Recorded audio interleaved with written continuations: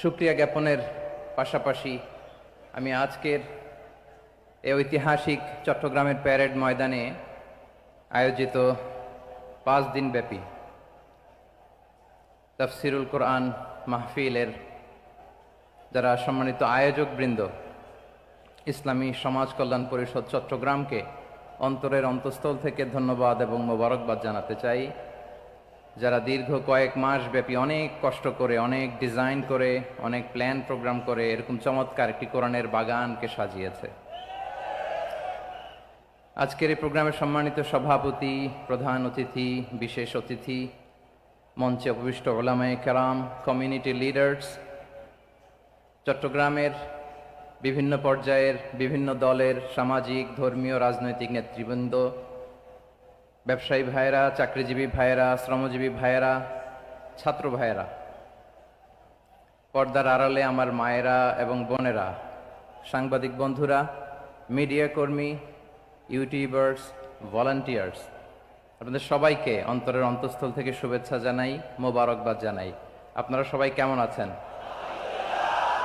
সবাই ভালো আছেন? সুস্থ আছেন? দোয়া করি আল্লাহ তাআলা আপনাদের সবাইকে ভালো রাখুন, সুস্থ রাখুন, নিরাপদে রাখুন। আমরা সবাই পড়ি আমিন। সম্মানিত সুধী, হযরতুল আল্লাম শহীদ মরহুম আল্লামা দেলওয়ার হোসেন সাঈদী রাহিমাহুল্লাহ, ওনার স্মৃতি বিজড়িত আজকের এই ঐতিহাসিক প্যারেড ময়দানের তাফসিরুল কোরআনের প্রোগ্রামে সব আছে। স্টেজ আছে, শ্রোতা আছে, প্যান্ডেল আছে, মিডিয়া কাভারেজ আছে, কিন্তু আমাদের কলিজার টুকটাটা আমাদের মাঝে নাই। আজকের এই প্রোগ্রামে আলোচক হয়ে এই চেয়ারে আমি না বসে ওই শ্রোতাদের কাতারে বসে যদি আমাদের আল্লামার নুরানি চেহারার দিকে তাকিয়ে ওয়াজ শুনতে পারতাম, আমাদের হৃদয়টা ঠান্ডা হয়ে যেত, আমাদের তৃষ্ণার্ত হৃদয় শান্ত হতো। সব আজকে আছে, কি যেন নাই, ঠিক কিনা বলেন? আল্লাহ তাআলা প্রতি 100 বছরে একজন মুজাদ্দিদ পাঠায়, প্রতি 100 বছরে একজন মুজাদ্দিদ, যিনি সমাজকে সংস্কার করেন। আল্লামা দেলওয়ার হোসেন সাঈদী রাহিমাহুল্লাহ ছিলেন তেমন একজন মুজাদ্দিদ। চিৎকার করে বলেন ঠিক কিনা? উনি শিরক বিদআতের আস্তানাকে তছনছ করে দিয়েছেন, তাওহীদের বাণীকে সমুন্নত করেছেন, গণমানুষের কাছে তাফসিরুল কোরআনকে জনপ্রিয় করেছেন। আজীবন তিনি ইসলামকে বিজয়ী শক্তি হিসেবে দেখার স্বপ্ন দেখতেন। এত প্রাঞ্জল ভাষা, এত চমৎকার আধুনিক প্রেজেন্টেশন, গণমানুষের কাছে কোরআনের তাফসিরকে এভাবে জনপ্রিয় করে তোলার মতো ব্যক্তিত্ব আল্লামা সাঈদী ছাড়া দ্বিতীয় কেউ এই বাংলার ভূখণ্ডে নাই। এই যে তাফসিরুল কোরআন, এই যে টার্মিনোলজি, এই টার্মটাই উনি আসলে জনপ্রিয় করেছেন। আমরা আগে জানতাম না যে এভাবে তাফসির করা যায়, এভাবে scientific indications of the Holi কোরআনকে মানুষের কাছে পেশ করা যায়, এভাবে এত জীবন ঘনিষ্ঠ করে, এত ইন্টারেক্টিভ করে কোরআনের কথাগুলো মানুষের কাছে উপস্থাপন করা যায়। উনি অন্যায়ের বিরুদ্ধে সবসময় সোচ্চার ছিলেন, প্রতিবাদী কণ্ঠস্বর ছিলেন। ওনার আলোচনা শুনলে দেহের রক্ত টকবক করে ফুটতে থাকতো। আল্লাহু আকবার, আল্লাহু আকবার, আল্লাহু আকবার। He was a strong mouthpiece of Islamic revivalism. Islamic জাগরণের স্ট্রং মাউথপিস ছিলেন আল্লামা সাঈদী রাহিমাহুল্লাহ। অনেক দোয়া পেয়েছেন। আমরা পড়েছি, এমন জীবন তুমি করিবে গঠন, মরণে হাসিবে তুমি, কাঁদিবে ভুবন। গোটা বিশ্বকে তিনি কাঁদিয়েছেন। আল্লামা যখন ইন্তেকাল করলেন, আমি তখন মালয়েশিয়া থেকে যুক্তরাষ্ট্রে একটা কনফারেন্সে যোগ দিতে যাচ্ছি, কাতার এয়ারলাইন্সে। মালয়েশিয়া থেকে দোহাতে নামলাম। দোহায় যখন আমার ট্রানজিট, তখন শুনতে পেলাম যে আল্লামা বিদায় নিয়েছেন। সোশ্যাল মিডিয়ায় শুনে বিশ্বাস করতে পারলাম না। মুহূর্তের মধ্যেই মাসুদ সাঈদী ভাইকে মেসেজ করলাম, উনি কোনো উত্তর দিতে পারলেন না। মাসুদ ভাইয়ের সাথে যখন কোলাকুলি করি, আমাদের শামীম ভাইয়ের সাথে যখন কোলাকুলি করি, মনে হচ্ছে আল্লামা সাঈদীর ঘ্রাণ পাই। শরীরটা লিটারালি কাঁপছিল, নিজেকে মানাতে পারছিলাম না, বিশ্বাস করতে পারছিলাম না যে আসলে আল্লামা বিদায় নিয়েছেন। ইন দ্য মিন টাইম আমার সেকেন্ড ফ্লাইট দোহা টু নিউ ইয়র্ক, 12 ঘন্টার ফ্লাইটে উঠলাম। ইন্টারনেট থেকে বিচ্ছিন্ন হলাম, নামার পরে শুনলাম আল্লাহু আকবার, যেখানে ওনাকে কবরস্থ করার কথা ছিল সেখানেও কবর দিতে দেয়া হয় নাই। ছবিগুলো দেখতে লাগলাম, হাসিমাখা মুখ, হাসিমাখা নিথর দেহটা, মরণে হাসিবে তুমি কাঁদিবে ভুবন। From east to west, from north to south, the entire globe, গোটা বিশ্ব ওনার জন্য কেঁদেছে, গোটা বিশ্ব কেঁদেছে, কাবার গিলাফ ধরে ধরে মানুষ চিৎকার করেছে। এর চেয়ে শ্রেষ্ঠ মৃত্যুকার হতে পারে? আমাদের আল্লামার আর কি পাওয়ার ছিল বলেন? আর কি পাওয়ার ছিল? কুল্লু নাফসিন যায়িকাতুল মাউত, যারাই দুনিয়াতে আসবে তারা ইন্তেকাল করবে, এটা আমরা মেনে নেই, এটা আমরা জানি। কিন্তু অবাক করা বিষয় হচ্ছে আমরা আজও জানি না আমাদের আল্লামার মৃত্যু কি স্বাভাবিক হয়েছে নাকি এটা পরিকল্পিত মেডিকেল কিলিং ছিল। এটা যে পরিকল্পিত মেডিকেল কিলিং ছিল এটা ধারণা করার পেছনে অনেক কারণ আছে। তিনি আধিপত্যবাদের বিরুদ্ধে সোচ্চার ছিলেন, ফ্যাসিবাদের বিরুদ্ধে সোচ্চার ছিলেন, রাজনৈতিক প্রতিহিংসার শিকার ছিলেন। এজন্য এটা মেডিকেল কিলিং হতে পারে এ ধারণা আমরা করতেই পারি। আওয়াজ করে বলেন ঠিক কিনা? যে সময়টা আমরা কাটাচ্ছি এত সুন্দর সময় বাংলাদেশ আর পাবে না। আমাদের জন্মের পর থেকে এরকম চমৎকার সময় আমরা পাই নাই, এটাই আসল সময়। আমরা ইন্টারিম গভর্নমেন্টের কাছে দাবি জানাই, উচ্চতর তদন্ত কমিটি করে এটা কি হত্যাকাণ্ড ছিল নাকি স্বাভাবিক মৃত্যু ছিল, এই রিপোর্ট গণমানুষের কাছে প্রচার করে জানাতে হবে। এই দাবির সাথে কি সবাই আপনারা একমত? কারা কারা একমত হাত তুলে দেখান।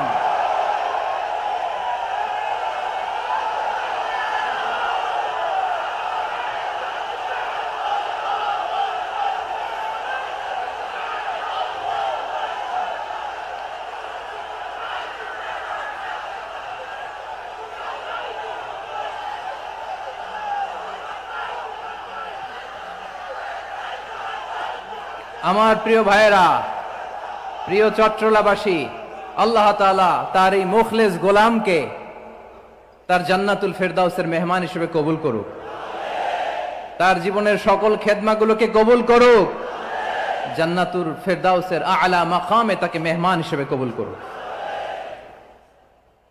আল্লামা শহীদ দেলোয়ার হোসেন সাঈদী রাহিমাহুল্লাহ, উনি ছাড়াও এই ঐতিহাসিক ময়দানে কথা বলেছেন আল্লামা লুৎফুর রহমান রাহিমাহুল্লাহ, চলে গিয়েছেন আমাদেরকে ছেড়ে। তিনি বলতেন ইনশাআল্লাহ মিজান আবার আসবে। হুজুর আমি তো আসলাম, আপনি তো আমাদেরকে ছেড়ে চলে গেলেন। আল্লাহু আকবার, আল্লাহু আকবার, আল্লাহু আকবার। গলায় কোনো সুর ছিল না, সুর দিয়ে কথা বলতেন না, কিন্তু এত চমৎকার শব্দের বুনন, এত চমৎকার প্রেজেন্টেশন, এত চমৎকার ভাবে ঐতিহাসিক বর্ণনাগুলো তিনি উপস্থাপন করতেন। মন্ত্রমুগ্ধ হয়ে আমরা আল্লামা লুৎফুর রহমানের কথা শুনেছি। আমরা হযরতুল আল্লাম লুৎফুর রহমান রাহিমাহুল্লাহর জন্য এই বিশাল ময়দান থেকে দোয়া করছি, আল্লাহ তাআলা তুমি তোমার এই খাদেমকে জান্নাতের মেহমান হিসেবে কবুল করে নাও।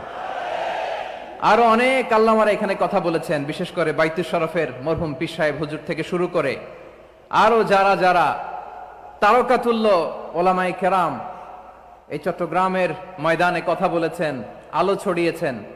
আমরা এই লক্ষ লক্ষ তাওহীদি জনতাকে নিয়ে তাদের জন্য দোয়া করছি, আল্লাহ তাআলা ওনাদের জীবনের সকল ভুল ত্রুটি ক্ষমা করে দিয়ে তাদেরকে জান্নাতুল ফেরদাউসের মেহমান বানিয়ে নিক। আমরা এই ঐতিহাসিক প্যারেড ময়দানের প্রোগ্রাম থেকে স্মরণ করতে চাই 24-এর ছাত্র নাগরিক অভ্যুত্থানে আমার যে সমস্ত ছাত্র নাগরিক ভাইয়েরা দেহের তাজা রক্ত বিলি দিয়ে নতুন বাংলাদেশ আমাদেরকে উপহার দিয়েছে। বিশেষ করে আপনাদের এই চট্টগ্রামের শহীদ ফয়সাল, শহীদ ওয়াসিম সহ সকল শহীদকে আল্লাহ তাআলা কবুল করুক। আমরা সবাই পড়ি আমিন। প্রিয় ভাইয়েরা, আমি নগণ্য একজন কোরআনের ছাত্র, এত বিশাল মঞ্চে এত বড় প্ল্যাটফর্মে কথা বলা আমার জন্য সাজে না।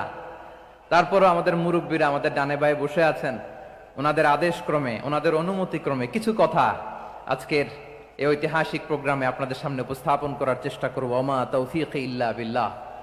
প্রিয় ভাইয়েরা, 5 দিন ব্যাপী এই তাফসিরুল কোরআনের প্রোগ্রামে অনেক ওলামা হযরত কথা বলেছেন। যারা কোরআন সুন্নাহ থেকে আমাদেরকে কোরআনের কথাগুলো শোনালেন, আমরা যেন সেগুলো আমল করতে পারি, আল্লাহ আমাদেরকে তৌফিক দান করুক। শুরুতে আমাদের নিয়তটাকে খালেস করে নেওয়া দরকার। এই যে গ্যাদারিং, এই যে হিউজ শোডাউন, এগুলো যদি আমাদের নিজেদেরকে পরিবর্তন না করে তাহলে এতে কোনো লাভ নাই। জোরে বলেন ঠিক কিনা? এই প্রোগ্রাম যদি আমাদের জীবনকে পরিবর্তন করে, আমাদের চিন্তার ডিএনএ কে চেঞ্জ করে দেয়, তাহলেই চট্টগ্রামের প্যারেড ময়দান সার্থক। আসুন আমরা চিন্তাকে খালেস করে নেই। আমরা সবাই নিয়ত করি যে যতটুকু কথা আমরা কোরআনের আলোকে শুনবো, আমলের নিয়তে শুনবো ইনশাআল্লাহ। বলেন সবাই। আপনারা সবাই ঠিকঠাক আছেন তো? কখন আসছেন আপনারা? সবাই আসছেন কখন? সকালে, কেউ দুপুরে, 9টায়? আল্লাহ আল্লাহ আল্লাহ। দুপুরের খাবার খাওয়ার সুযোগ হয়েছিল? খান নাই? রোজা রাখছেন? আহা, আমি কি দিয়ে বিদায় দেব আমার এই ভাইগুলোরে? আল্লাহ তুমি আমার ভাইগুলোরে কবুল করো। ইসলামের পক্ষের এই গণজোয়ারকে আগামীর বাংলাদেশের ইসলামের জন্য তুমি কবুল করো। যেই ভালোবাসা ইসলামের জন্য হয়, যেই গণজোয়ার কোরআনের জন্য হয়, পৃথিবীর কোন শক্তি দিয়ে সেটাকে আটকানো যায় না। জোরে বলেন ঠিক কিনা? এজন্য গ্রাজুয়ালি, সিস্টেম্যাটিক্যালি, মেথোডোলজিক্যালি আমাদেরকে আগাতে হবে, শুধু আবেগ দিয়ে নয়। বিবেকেরও দরকার আছে না নাই? প্রিয় ভাইয়েরা, আসুন, আমাদের কথা অনেক বেশি, সময় অনেক কম। আমরা আর কাল বিলম্ব না করে মহাবিশ্বয় মহাগ্রন্থ আল কোরআন আল কারীম থেকে কিছু কথা শুনি। আমি যেই টপিকটা নিয়ে আজকের ঐতিহাসিক চট্টগ্রামের প্যারেড ময়দানের তাফসিরুল কোরআন প্রোগ্রামে আলোচনা করব, সেটা হচ্ছে সূরাতু আন-নাহলের 90 নম্বর আয়াত নিয়ে কিছু কথা আমরা উপস্থাপন করবার চেষ্টা করব ইনশাআল্লাহ। আমার খুতবার শুরুতেই আপনারা মোটামুটি আন্দাজ করে ফেলেছেন যে আমি কি নিয়ে আলোচনা করব, কারণ যে আয়াতটি আমি তেলাওয়াত করেছি এই আয়াতটি প্রায়শই এই ভূখণ্ডে, এই বাংলাদেশে জুমার দিনে খতিব সাহেবরা দ্বিতীয় খুতবা শেষের দিকে পড়ে না? কি কমন পড়ছে? ইন্নাল্লাহা ইয়া'মুরু বিল আদলি ওয়াল ইহসান ওয়া ইতা'i যিল কুরবা ওয়া ইয়ানহা আনিল ফাহশাই ওয়াল মুনকারি ওয়াল বাগি ইয়া'iদুকুম লাআল্লাকুম তাযাক্কারুন। মুখস্থ আছে না সবার? আসুন আমরা এই আয়াতের সরল অর্থ, এর মর্মবাণী, এর সংক্ষিপ্ত তাফসীর সবাই মিলে আজকের এই প্রোগ্রাম থেকে উদ্ধার করার চেষ্টা করি। আপনারা মনোযোগী আছেন তো? ইনশাআল্লাহ। এই আয়াতটা অনেক কম্প্রিহেন্সিভ একটা আয়াত।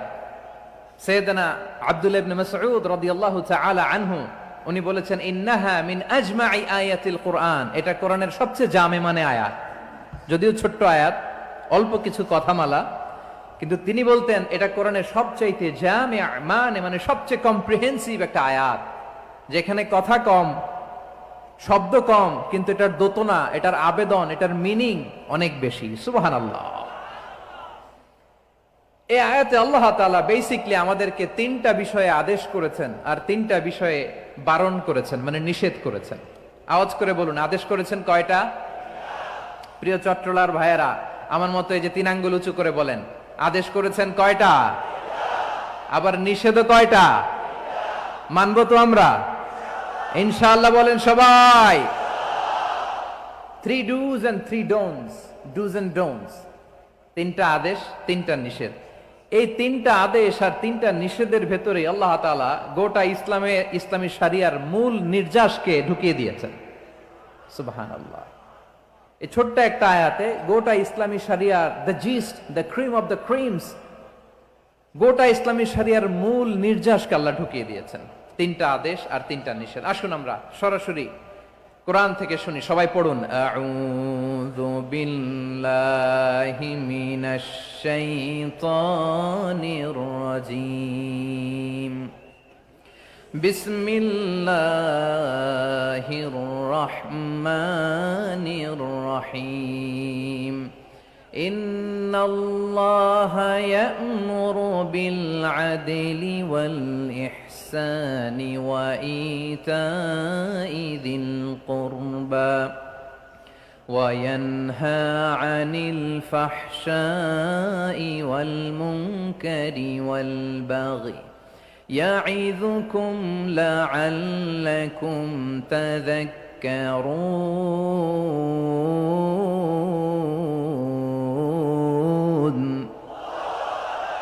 আল্লাহ তাআলা ইরশাদ করছেন, ইন্নাল্লাহা ইয়া'মুরু বিল আদলি ওয়াল ইহসান। নিশ্চয় আল্লাহ তাআলা তোমাদেরকে ন্যায় বিচারের আদেশ দেন, সদাচরণের আদেশ দেন, নিকট আত্মীয়দেরকে দানের আদেশ দেন।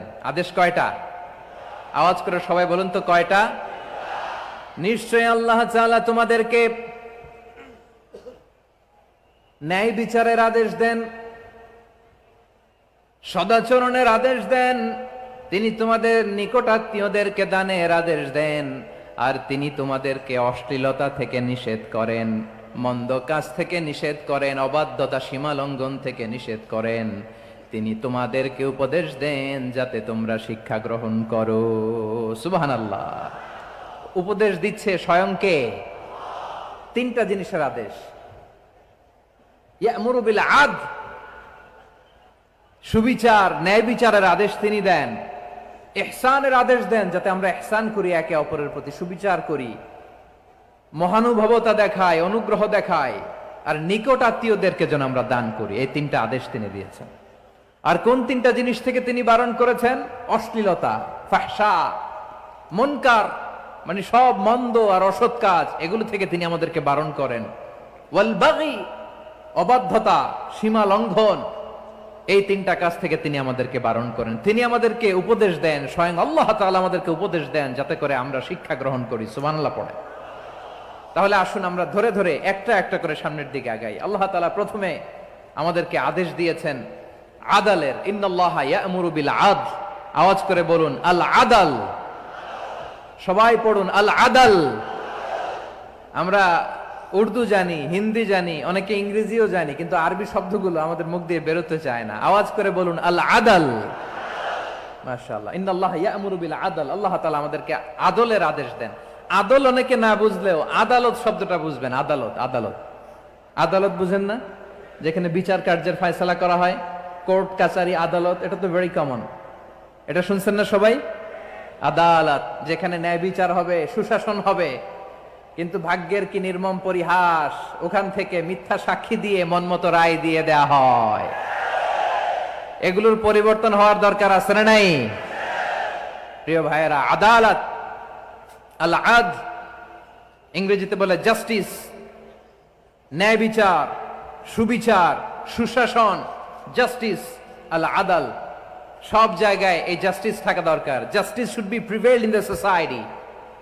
The mission of all prophet was to uphold the justice. সব নবীর মিশন ছিল এই জাস্টিসকে, আদালকে, সুশাসন আর সুবিচারকে নিশ্চিত করা। পড়েন সুবহানাল্লাহ।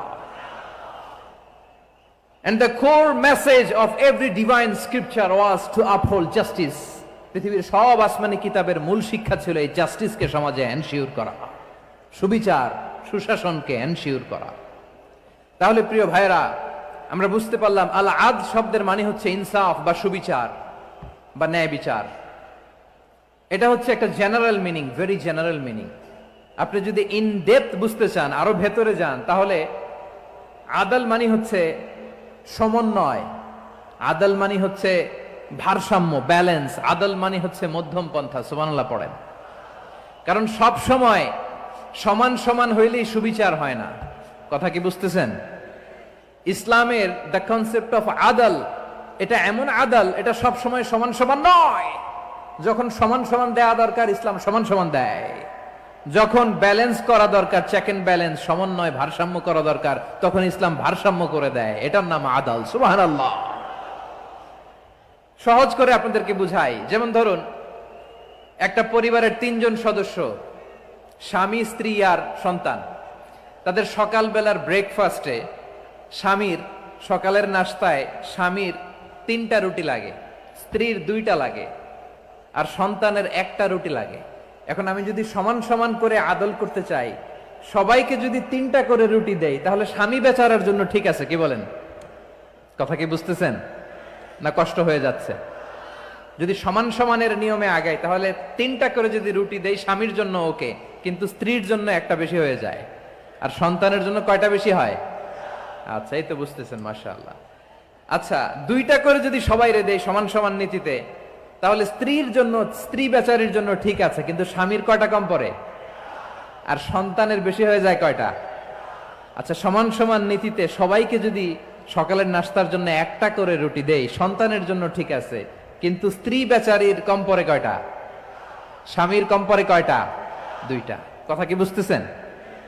আর আমি যদি স্বামীকে দেই তিনটা, স্ত্রীকে দেই দুইটা, আর সন্তানকে দেই একটা, তাহলে কারো অপচয় হবে না। যার যতটুকু দরকার ঠিক ততটুকুই কাজে লাগবে। চিল্লায় বলেন ঠিক কিনা? এটাই হচ্ছে ইসলামের আদল, যেখানে যার যতটুকু দরকার তাকে সেখানে ঠিক ততটুকু দিয়ে দেওয়ার নামই হচ্ছে আদল। চিল্লায় পড়েন আল্লাহু আকবার। রব্বুল আলামিন বলেন, ইউসিকুমুল্লাহু ফি আওলাদিকুম লিযযাকারি মিসলু হাযযিল উনসায়াইন। আল্লাহ তোমাদেরকে ওসিয়ত করেন, তোমাদেরকে আদেশ দেন, উত্তরাধিকার সম্পদ যখন বন্টন হবে ছেলেরা যতটুকু পাবে মেয়ে পাবে তার অর্ধেক। সুবহানাল্লাহ বলেন। দেখেন, ছেলে যদ্দূর মেয়ে অর্ধেক, ছেলে ডবল পাবে। আপাত দৃষ্টিতে মনে হয় এখানে অবিচার হয়েছে, কিন্তু আসলে কি অবিচার হয়েছে? আপনি বিয়ের ক্ষেত্রে যান, ওইখানে আবার ছেলে মোহরানা দেয়, মেয়ে সেখানে মোহরানা পায়। তাহলে চেক এন্ড ব্যালেন্স, ভারসাম্য, ব্যালেন্স, মধ্যম পন্থা এখানে আছে না নাই? এটাই হচ্ছে ইসলামের আদল। আল্লাহ তাআলা এই আদলের আদেশ দিয়েছেন, সুবিচার, ন্যায় বিচার, সুশাসন এবং ভারসাম্যের আদেশ দিয়েছেন। প্রিয় ভাইয়েরা, একটি শান্তিময় সমাজ, একটা সমৃদ্ধ সমাজ, একটা মানবিক সমাজ যদি আমরা পেতে চাই, এই আয়াতের মধ্যে যতগুলো পয়েন্ট আছে সবগুলোর বাস্তবায়ন লাগবে। কথা বুঝতে পেরেছেন? বলেন, আওয়াজ করে বলেন, আমরা একটা শান্তির সমাজ চাই কি চাই না? আমরা একটা সমৃদ্ধ বাংলাদেশ চাই কি চাই না? আমরা একটা মানবিক বাংলাদেশ চাই কি চাই না? এই আয়াতে আল্লাহ তাআলা একটা মানবিক সমাজের রূপরেখা টেনেছেন। তার প্রথম কথা হচ্ছে, ইন্নাল্লাহা ইয়ামুরু বিল আদল। আল্লাহ তাআলা তোমাদেরকে আদলের নির্দেশনা দেয়, সুবিচার, সুশাসনের নির্দেশনা দেয়। যে সমাজে আদল থাকে না সেই সমাজে জুলুম মানুষের ঘাড়ে চেপে বসে। আদলের বিপরীত হচ্ছে জুলুম। আদলের বিপরীত কি? জুলুম বা জাওর, অত্যাচার, অবিচার, বৈষম্য। এই যে বৈষম্য বিরোধী ছাত্র আন্দোলন কেমন পড়ছে? এই যে একজন সমন্বয়ক তো দেখা করলো আমার সাথে। জুলুম মানে হচ্ছে বৈষম্য। বৈষম্যের স্থান ইসলামে নাই, অবিচারের স্থান ইসলামে নাই, জুলুমের স্থান ইসলামে নাই। আল্লাহ তাআলা বলেন যে আমি জুলুমকে নিজের জন্য হারাম করেছি এবং তোমাদের জন্য হারাম করেছি।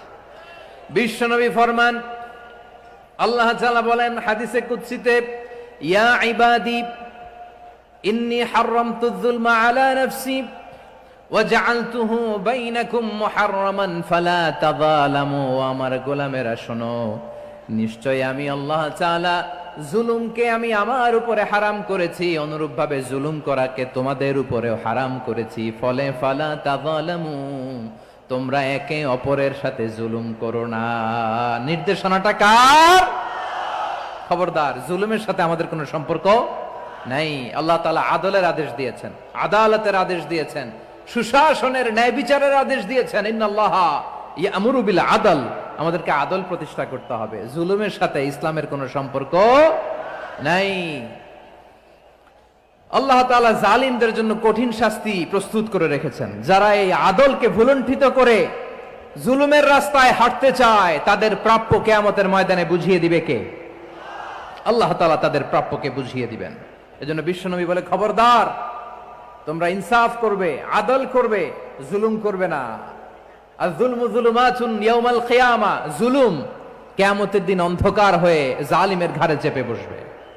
আবার বিশ্বনবী বলতেন, ইত্তাকি দাওয়াতাল মাজলুম। খবরদার, তোমরা মজলুমের কান্নাকে ভয় করো। ফাইন্নাহু লাইসা বাইনাহু ওয়া বাইনাল্লাহি হিজাব। কেননা মজলুমের কান্নার মাঝে আর আল্লাহর আরশের মাঝে কোনো পর্দা থাকে না। বিশ্বাস হয়? এই কথা বিশ্বাস হয়? এর জলজ্যান্ত প্রমাণ তো আমরা নিজেরাই দেখলাম।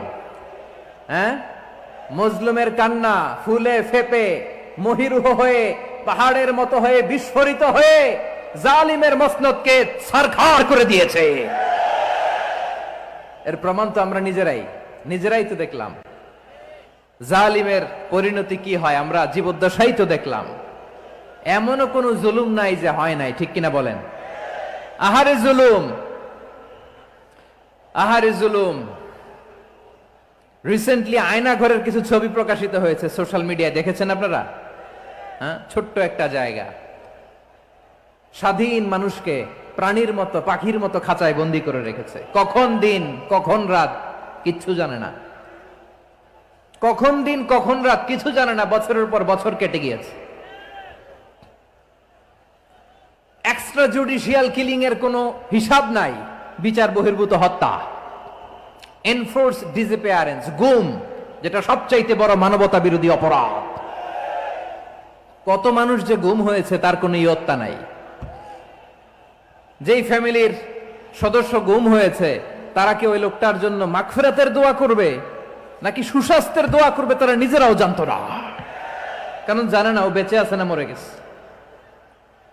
আহা, বিডিআর নওজওয়ানদের যারা ছাড়া পেল দেখলাম, বিনা অপরাধে, কোনো অন্যায় ছাড়া অপরাধ ছাড়া তাদের জীবন থেকে, তাদের তারুণ্যের, তাদের যৌবনের 15 বছর 16 বছর 17 বছর নাই, 6 মাস বয়সের ছোট বাচ্চাকে রেখে জেলে গেছে। 6 মাসের মেয়ে বেরোয় দেখে মেয়ের বয়স 17 বছর। মেয়ে বাবারে চিনে না, বাবা মেয়েরে চিনে না। মেয়েকে এখন বিয়ে দিয়ে আরেক ছেলের হাতে তুলে দিবে। মেয়ের শৈশব বাবা দেখে নাই, মেয়ের কৈশোর বাবা দেখে নাই, মেয়ের তারুণ্য দেখে নাই। আরেক যুবককে দেখলাম 14 বছরের 14 দিনের সংসার, 2 সপ্তাহের সংসার শেষে জেলে গেছে। কত যুবকের যে স্ত্রী চলে গিয়েছে ফ্যামিলি ছেড়ে, কারণ জানে না তো কবে আসবে কি হবে, কেউ জানতো না। দাম্পত্য জীবনের মাত্র 14 দিনের স্মৃতি, এই স্মৃতিকে আঁকড়ে ধরে এক বোন 16টা বছর 17টা বছর কাটিয়ে দিয়েছে। আমি নিউজটা দেখে ভাবলাম আমার এই বোনের প্রতিটি দিন কিভাবে কেটেছে, প্রতিটি রাত কিভাবে কেটেছে, প্রতিটি ক্ষণ কিভাবে কেটেছে। বিশ্বনবী বলেছেন, ইত্তাকি দাওয়াতাল মাজলুম ফাইন্না লাইসা বাইনাহু ওয়া বাইনাল্লাহি হিজাব। মাজলুমের কান্নাকে ভয় করো, কারণ মাজলুমের কান্না আর আল্লাহর মাঝে কোনো পর্দা থাকে না। আমরা আর এরকম কোন জুলুম বাংলাদেশে দেখতে চাই না, জোরে বলেন ঠিক কিনা? আর কেউ নতুন করে জালিম হোক আপনারা চান? আবার নতুন করে কেউ ফ্যাসিস্ট হোক আপনারা চান? এক দল আরেক দলকে নিশ্চিহ্ন করার রাজনীতিতে মেতে উঠুক এটা আপনারা চান? আমরা বাংলাদেশকে আদল দিয়ে সাজাতে চাই। আমরা এই 56,000 বর্গ মাইলের প্রতিটা ইঞ্চি মাটিকে কোরআনের আইন দিয়ে সাজাতে চাই। রাজি আছেন আপনারা?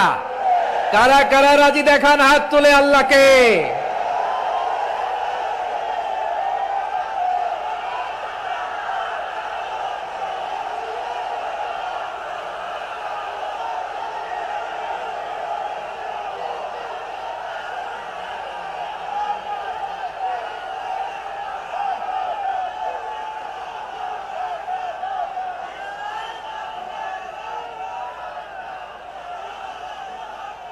বসুন আমার প্রিয় বীর চট্টলার তৌহিদি মুসলমান, আমরা আর নতুন করে কেউ জালিম হোক এটা চাই না, নতুন করে আবার কেউ ফ্যাসিস্ট হোক আমরা চাই না, এক দল আরেক দলকে নিশ্চিহ্ন করার রাজনীতি করুক আমরা চাই না। আমরা সুশাসনের বাংলাদেশ চাই, আমরা মানবিক বাংলাদেশ চাই, আমরা একটা সমৃদ্ধ বাংলাদেশ চাই, আমরা বিশ্বের বুকে সম্মান নিয়ে মাথা উঁচু করে দাঁড়াতে চাই, ঠিক কিনা বলেন? আল্লাহ বললেন, এটা যদি তোমরা চাও, একটা সমৃদ্ধ সমাজ যদি বিনির্মাণ করতে চাও, মানবিক সমাজ যদি বিনির্মাণ করতে চাও, আমি তোমাদেরকে সেজন্য প্রথমে আদালতের নির্দেশ দিলাম। ইন্নাল্লাহা ইয়া'মুরু বিল আদল, নিশ্চয় আল্লাহ তাআলা তোমাদেরকে ন্যায় বিচার সুশাসন এটার আদেশ দেন। সুবহানাল্লাহ। আদাল, ন্যায় বিচারের আদেশ আল্লাহ তাআলা কোরআনের বিভিন্ন আয়াতে দিয়েছেন। আল্লাহ তাআলা বলছেন, ইন্নাল্লাহা ইয়া'মুরুকুম আন তুআদ্দুল আমানাতি ইলা আহলিহা ওয়া ইযা হাকামতুম বাইনান নাসি আন তাহকুমু বিল আদল ইন্নাল্লাহা নি'ম্মা ইয়া'iযুকুম বিহি ইন্নাল্লাহা কানা সামিআন বাসীরা। আল্লাহ তাআলা বললেন, আল্লাহ আদেশ দিচ্ছেন যে ব্যক্তি আমানতের হকদার তার হাতে তোমরা আমানত পৌঁছে দাও। আর যখন তোমরা বিচার কার্য করবে, বিচার ফায়সালা করবে, আদালতের সাথে করো। সুবহানাল্লাহ বলেন। ওয়াইদা হাকামতুম বাইনান নাসি আন তাহকুমু বিল আদল, আদালতের সাথে করবা।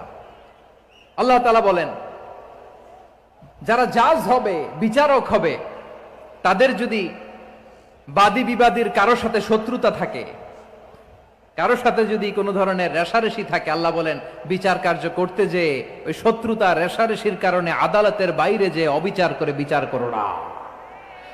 ওয়ালা ইয়াজরিমান্নাকুম শানাআনু কওমিন আলা আল্লা তা'দিলু ই'দিলু হুয়া আকরাবু লিত্তাকওয়া ওয়াত্তাকুল্লাহা ইন্নাল্লাহা খাবীরুম বিমা তা'মালুন।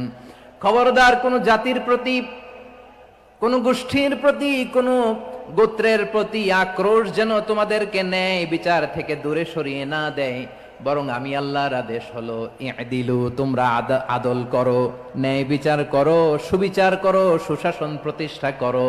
হুয়া আকরাবু লিত্তাকওয়া, এটাই তাকওয়ার সবচেয়ে কাছাকাছি। সুবহানাল্লাহ বলেন। কোরআনের বিভিন্ন আয়াতে আল্লাহ তাআলা স্পেসিফিকলি ধরে ধরে বিচার করার সময় আমরা যেন আদল করি সেটা বলেছেন। কোরআনের কোন কোন জায়গায় আল্লাহ তাআলা এই আল আদল শব্দটা ব্যবহার করেছেন। আবার একই জিনিস ইনসাফ, সুবিচার, সুশাসন, ন্যায় বিচার, ন্যায় পরায়ণতা বুঝাতে আল্লাহ তাআলা কখনো কখনো আল কিসত শব্দটা ব্যবহার করেছেন। আওয়াজ করে সবাই বলুন আল কিসত। প্রিয় ভাইরা, সবাই আওয়াজ করে আমার সাথে সাথে বলুন আল কিসত। আল্লাহ তাআলা বলেন ওয়া ইন হাকামতা ফাহকুম বাইনাহুম বিল কিসতি ইন্নাল্লাহা ইউহিব্বুল মুকসিতিন। যখন তুমি বিচার করবে, বিশ্বনবীকে উদ্দেশ্য করে অ্যাড্রেস করে বললেন, নবী হে, ইহুদিরা কোনো বিষয়ে মীমাংসার জন্য যদি আপনার দরবারে আসে, যদি বিচার করতে হয়, খবরদার অবিচার করবেন না। ফয়সালা যেটা করবেন কিসতের সাথে করবেন, ন্যায় পরায়ণতার সাথে করবেন, কারণ ইন্নাল্লাহা ইউহিব্বুল মুকসিতিন, নিশ্চয় আল্লাহ রাব্বুল ইজ্জাত ন্যায় পরায়ণশীলদেরকে বড্ড ভালোবাসেন। সুবহানাল্লাহ বলেন। ন্যায় পরায়ণ লোকদেরকে আল্লাহ তাআলা বড্ড ভালোবাসেন। অন্য আয়াতে আল্লাহ তাআলা বলছেন وَنَضَعُ الْمَوَازِينَ الْقِسْطَ لِيَوْمِ الْقِيَامَةِ فَلَا تُظْلَمُ نَفْسٌ شَيْئًا। আমি কিয়ামতের দিন ন্যায় পরায়ণতার মানদণ্ড স্থাপন করব, যেটাকে আমরা মিজানের পাল্লা বলি। আল্লাহ বলেন ন্যায় বিচারের মানদণ্ড কিয়ামতের ময়দানে আমি আল্লাহ স্থাপন করব। সেদিন কারো প্রতি বিন্দু পরিমাণ, এক চুল পরিমাণ অবিচার করা হবে না, কোনো অবিচার করা হবে না। সেদিন সুশাসন হবে, সুবিচার হবে, ন্যায় পরায়ণতার সাথে বিচার হবে। আওয়াজ করে পড়েন আল্লাহু আকবার। তাহলে প্রিয় ভাইরা, যে তিনটি বিষয়ে আল্লাহ তাআলা আমাদেরকে আদেশ দিয়েছেন, তার প্রথমটা হচ্ছে আদালত, ইনসাফ, সুবিচার, ন্যায় বিচার। এটা আমরা চাই কি চাই না? বিশ্বনবী ন্যায় বিচার, ন্যায় পরায়ণতা, সুশাসন প্রতিষ্ঠিত করেন কি করেন নাই? আপনারা বিশ্বনবীর সিরাত যারা পড়েছেন, আপনি দেখবেন বিশ্বনবীর সিরাতের পরতে পরতে, বাঁকে বাঁকে, সিরাতের বাঁকে বাঁকে এই আদালতের নমুনা মেলে। সুবহানাল্লাহ বলেন। ছোট্ট একটা নমুনা রাসূল সাল্লাল্লাহু আলাইহি ওয়াসাল্লামের আসসিরা আল আতরা থেকে ছোট্ট একটা নমুনা আপনাদের খেদমতে এখানে উপস্থাপন করি। বিশ্বনবী সাল্লাল্লাহু আলাইহি ওয়াসাল্লাম মক্কা বিজয় করলেন ৮ম হিজরিতে। মক্কা বিজয় শেষে তিনি কয়েক সপ্তাহ মক্কাতে অবস্থান করলেন। ইন দ্য মিন টাইম মক্কার একটা ভেরি প্রেস্টিজিয়াস এন্ড ডিগনিফাইড ফ্যামিলির নারী চুরিতে ধরা পড়ল। কিসে ধরা পড়ল? সবাই বলেন কিসে? আমাদের সমাজে আসেনি এটা? আছে? ছোট না বড়? হ্যাঁ, হিসাব করে শেষ করা যায় না। ৩.৫ লাখ কোটি টাকা নাই উন্নয়ন প্রকল্পের নামে। উন্নয়ন প্রকল্পের নামে ৩.৫ লাখ কোটি টাকা নাই। ৩.৫ লাখ কোটি টাকা লিখতে পারবেন আপনি? এক টানে লিখতে পারবেন? বুঝতেছেন কত বড় সংখ্যা? হ্যাঁ, বনু মাখজুমিয়া গোত্রের এক নারী মক্কায় চুরিতে ধরা পড়ল। বলেন তো চুরি করলে বিধান কি? কি কাটতে হবে? চুরির বিধান হলো হাত কেটে দাও। তাও সেটা গোপনে নয়, প্রকাশ্যে জনসম্মুখে হাত কেটে দাও। বনু মাখজুমিয়া গোত্রের নারী যখন চুরিতে ধরা পড়লো, সাহাবারা চিন্তায় পড়ে গেলেন। সবেমাত্র মক্কার লোকেরা কালিমা পড়ে মুসলমান হয়েছে, ইসলামের আইন কানুন তেমন জানে না, ইসলামী শরিয়ার সাথে বেশি পরিচিত নয়। এখন যদি বিশ্বনবী চুরির যেই বিধান এটা যদি কায়েম করে, হাত যদি কেটে দেয়, না জানি মক্কার লোকেরা আবার বিগড়ে যায়, না জানি মক্কার লোকেরা আবার মুরতাদ হয়ে যায়, না জানি মক্কার লোকেরা ইসলাম থেকে দূরে সরে যায়। চলো চলো, সাহাবীরা মিলে পরামর্শ করলেন, চলো বিশ্বনবীর কাছে যে বলি, ও নবী, শুধু কেবলমাত্র একমাত্র এই নারীর জন্য চুরির হাত কাটার বিধানটা আপনি একটু থামিয়ে দেন। চুরির হাত কাটার যে বিধান এইখানে একটু রহিত করে দেন, বাকিগুলা কইরেন মদিনাতে যে চলবে, কিন্তু মক্কায় এবারের জন্য মাফ করে দেন। কিন্তু কে বলবে? এই যে পরামর্শ, সাজেশন, এটা কে দিবে বিশ্বনবীর কাছে? সাহাবারা চিন্তায় পড়ে গেলেন। আল্লাহর নবীর সামনে দাঁড়িয়ে আল্লাহর দেয়া হুদুদ, আল্লাহর দেয়া বিধান থামিয়ে দেওয়া, মাফ করে দেওয়া, এই কথা বিশ্বনবীর সামনে বলার সাহস তো কেউ রাখে না। কেউ কেউ বলল, বিশ্বনবীর পালক পুত্র যায়েদ বিন হারেসার সন্তান উসামারে বিশ্বনবী নাতির মতো আদর করে, বড্ড বেশি ভালোবাসে উসামারে। এজন্য সাহাবারা উসামাকে বলতো হিব্বু রাসূলিল্লাহ, বিশ্বনবীর ভালোবাসা। কি বলতো? সাহাবীরা বললেন, বিশ্বনবীর ভালোবাসা হিব্বু রাসূলিল্লাহ, উসামারে পাঠাও। উসামারে বিশ্বনবী নাতির মতো স্নেহ করে, মায়া করে, ভালোবাসে। আমরা পারবো না, উসামা পারবে। সবাই মিলে ফুলিয়ে ফুসিয়ে ছোট্ট ওসামাকে রাজি করালো। ওসামা, এমন এমন কথা যে তুমি বিশ্বনবীর কাছে বলতে হবে, পারবা নাকি? ওসামা বলে, পারবো। সাইয়েদনা ওসামা রাদিয়াল্লাহু তাআলা আনহু তরুণ সাহাবী বিশ্বনবীর কাছে গেলেন, যে বললেন, নবী, বনু মাখজুমিয়া গোত্রের এক নারী চুরিতে ধরা পড়েছে, এবারের জন্য কি এই মহিলাটারে মাফ করে দিলে হয় না? এবারের জন্য একটু ক্ষমা করা যায় না নবী? বিশ্বনবী বলেন, আতাশফাউ ফি হাদ্দিম মিন হুদুদিল্লাহ, তোমার এত বড় সাহস উসামা, তুমি আল্লাহর হাত, আল্লাহর দেয়া বিধান, এটার ব্যাপারে সুপারিশ করতে এসেছো? তোমরা কি জানো, তোমাদের আগে যত কওম, যত গোত্র, যত জনপদ ধ্বংস হয়েছে, তার কারণ ছিল তাদের মধ্যে গরিবরা অন্যায় করলে তারা বিচার করত, আর ধনীরা অন্যায় করলে তারা মাফ করে দিত। খবরদার! ওয়া আইমুল্লাহ লাউ আন্না ফাতিমাতা বিনতি মুহাম্মাদিন সারাকাত লাকাতা মুহাম্মাদুন ইয়াদাহা। বিশ্বনবী বললেন, আরে ওসামা, বানু মাখজুমিয়ার ওই প্রেস্টিজিয়াস এন্ড ডিগনিফাইড ফ্যামিলির মেয়ে তো দূর কি বাত, অনেক দূরের কথা।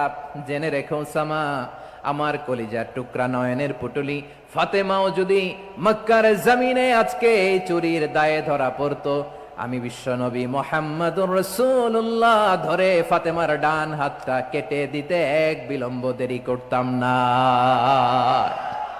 ইন্নাল্লাহা ইয়া'মুরু বিল আদল, আমাদেরকে জাস্টিস শিখায়। পশ্চিমারা আমাদেরকে ইনসাফ শিখায়, আমাদেরকে সুশাসন শিখায়। আর ইনসাফ, সুশাসন, ন্যায় বিচার, সুবিচার, জাস্টিস কারে বলে বিশ্বনবীর বায়োগ্রাফি থেকে জেনে নাও। এই ছিল বিশ্বনবী সাল্লাল্লাহু আলাইহি ইসলামের আদালতের নমুনা। আপনি যদি সাইয়েদনা ওমরে ফারুকের জীবনের দিকে তাকান, এমন কঠোর, এমন বীর সেনানী ছিলেন। সাইয়েদনা ওমরে ফারুক যদি রাস্তার এই মাথা দিয়ে হাঁটা শুরু করতেন, শয়তান ওমরে ফারুককে দেখলে ওই রাস্তা রেখে দিয়ে অন্য রাস্তা দিয়ে হাঁটতো। সুবহানাল্লাহ। ওমরে ফারুক রাদিয়াল্লাহু তাআলা আনহু কি পার্সোনালিটি ছিল, কি পার্সোনালিটি! আমাদের এলাকায় ছোট বাচ্চারা রাতে ভাত খেতে চায় না, আমার মেয়েটাও খেতে চায় না। এই এটা দিব, ওইটা দিব, আজকে মাহফিলে আসার সময় বলে দিছে লিস্ট করে, এটা এটা আনতে হবে। তো ছোট্ট বাচ্চাদের অনেক বায়না থাকে, ওরা রাতে খেতে চায় না। তো মায়েরা বিভিন্ন ভয় দেখায়, এই বাঘ আসবে, বাঘ আসবে খাও, এই ভূত আসবে, ভূত আসবে খাও। আপনারা কি বলেন চট্টগ্রামে? কি আসবে? হ্যাঁ, ভূত, ভূত, ভূত আসবে, বাঘ আসবে, খাও খাও খাও, তাড়াতাড়ি খাও। তো বাচ্চারা এগুলো শুনে ভয়ে খেতে শুরু করে।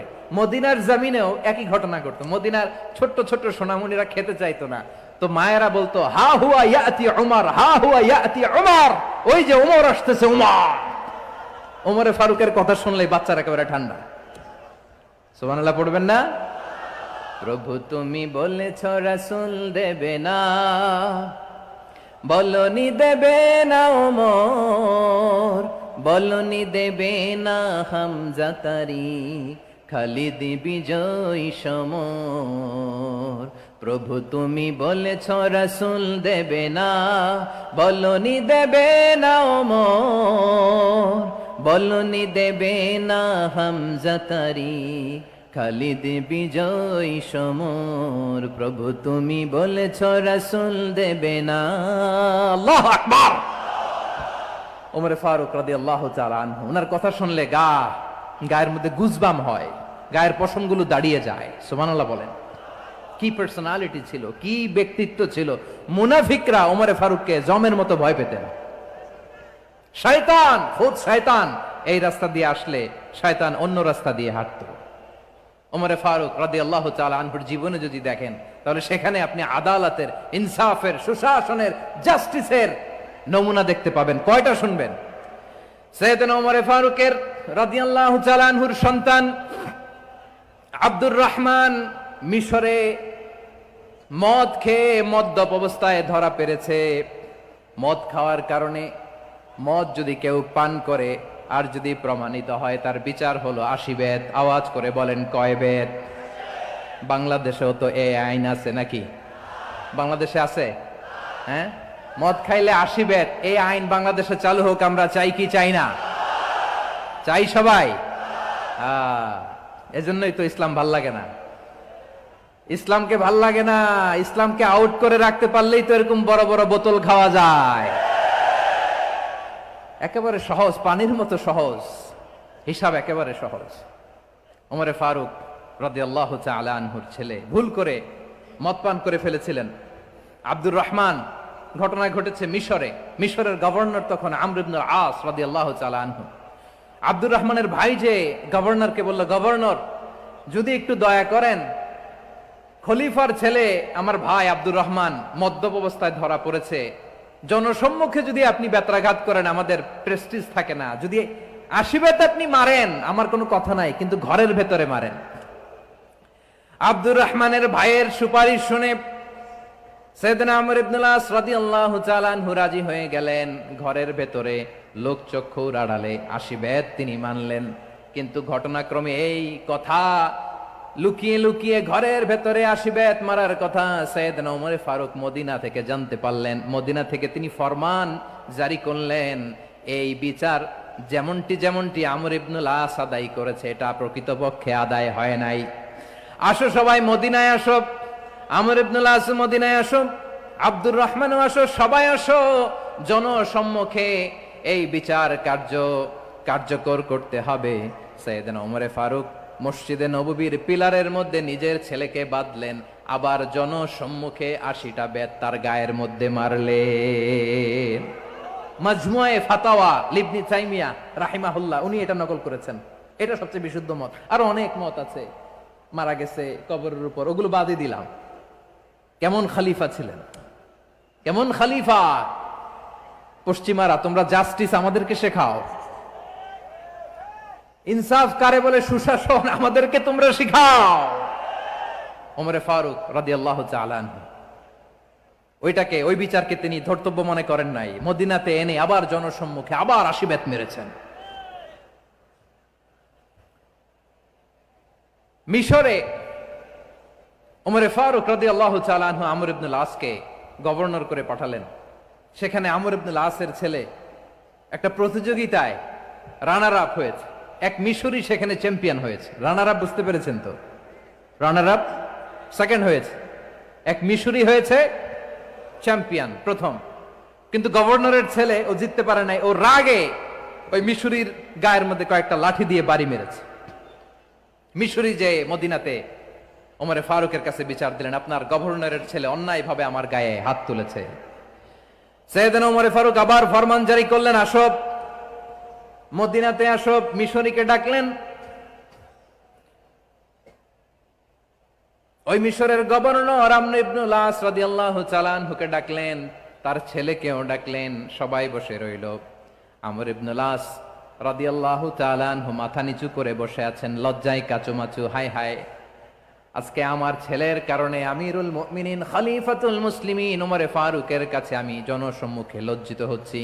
সাইয়েদনা ওমর ফারুক বললেন, এই নাও লাঠি, গভর্নরের ছেলে, তোমার মাথার মধ্যে যতগুলো বাড়ি মেরেছে, আজকে জনসম্মুখে তুমি অতগুলা বাড়ি মারো। মিশরি বলে, থাক, আপনি যে ডেকে আনছেন সবার সামনে এটা বলছেন, এতেই আমি খুশি। আল্লাহু আকবার। আপনার মহানুভবতা দেখে আমি খুশি, আর অপমানের দরকার নাই। ওমরে ফারুক বলে, না, খবরদার, এই কথা মিশরি তুমি বলো না, মারো, যতগুলা বাড়ি মেরেছে মারো। বাধ্য হয়ে মিশরি আমর ইবনুল আসের সামনে ওনার কলিজার টুকরা সন্তানের মাথার মধ্যে বাড়ি মারতে আরম্ভ করলেন। ঠিক যতগুলা বাড়ি গভর্নরের ছেলে আমর ইবনুল আসের ছেলে মিশরির গায়ে মেরেছিল, মাথায় মেরেছিল, মিশরি গুনে গুনে ততটা মারলেন। এই দৃশ্য দেখে ওমরে ফারুক রেগে মেগে আগুন, রাগের চোটে রাগ সামলাতে না পেরে, আর নিজেকে সামলাতে না পেরে মিশরিরে বললেন, ছেলেরে মারা শেষ হয়ে গেলে এবার বাবার টাক মাথার মধ্যে কয়েকটা বাড়ি মার। রাগের চোটে, আউট অফ অ্যাঙ্গার, রাগের চোটে, যে আমার পাঠানো গভর্নর আমর ইবনুল আস তার ছেলেকে কেন আদব তারবিয়া কেন শিক্ষা দিতে পারে না। ছেলেরে মারা হইলে এবার আমর ইবনুল আসের মাথার মধ্যে দুইটা মারো। এটা রাগে বলেছেন, এটা শাস্তি হিসেবে না। সুবহানাল্লাহ পড়ে। তোমরা আমাদেরকে সুশাসন শিখাও, আমাদেরকে সুশাসন শিখাও।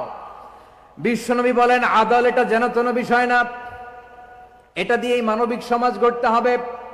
আল্লাহ তাআলা কিয়ামতের কঠিন ময়দানে, যেদিন স্বামী স্ত্রীকে চিনবে না, স্ত্রী স্বামীকে দেখে পালিয়ে যাবে, বন্ধু বন্ধুরে চিনবে না, পীর সাহেব মুরিদরে চিনবে না, মুরিদ পীর সাহেবরে চিনবে না, দলের কর্মী তার নেতারে চিনবে না, নেতা তার কর্মীরে চিনবে না, বন্ধু বন্ধুরে দেখে পালাবে। এই কঠিন মুহূর্তে সূর্যটা মাথার কাছে চলে আসবে, জমিনটা তামার জমিন হবে।